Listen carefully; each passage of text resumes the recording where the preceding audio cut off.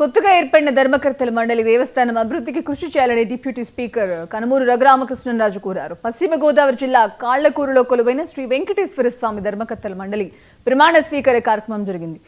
ఈ కార్యక్రమానికి ముఖ్య అతిథులుగా డిప్యూటీ స్పీకర్ రఘురామకృష్ణరాజు, కేంద్ర సహాయ మంత్రి Srinivas Varma, AP IIC chairman మంత్రి రామరాజు, ఉండి జనసేన ఇన్ఛార్జ్ నాగరాజు పాల్గొన్నారు. దేవస్థాన చైర్మన్ అడ్డాల శివరామరాజు సభ్యులతో ప్రమాణ స్వీకారం చేయించారు. ఎన్నో దశాబ్దాల చరిత్ర గల వెంకటేశ్వర ఆలయ అభివృద్ధికి కూటమి ప్రభుత్వం కృషి చేస్తోందని డిప్యూటీ స్పీకర్ కమిటీ సభ్యులకు హామీ ఇచ్చారు. ఈ కార్యక్రమంలో దేవస్థానం ఈవో అరుణ్ కుమార్, బీజేపీ నాయకులు కోర రామ్మూర్తి, కూటమి నాయకులు పాల్గొన్నారు.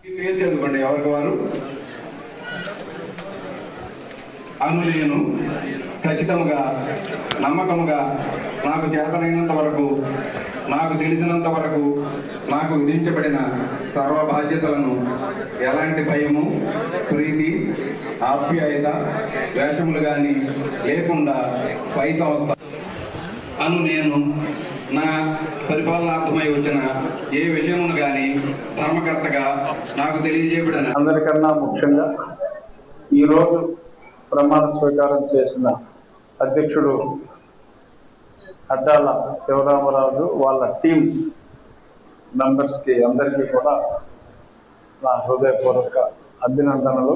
ఇది ఒక పెద్ద బాధ్యతనే ఈ కమిటీ మీద పెట్టడం జరిగింది. ఎందుకంటే చాలా అద్భుతమైన ప్రణాళికలతో ఉన్నారు.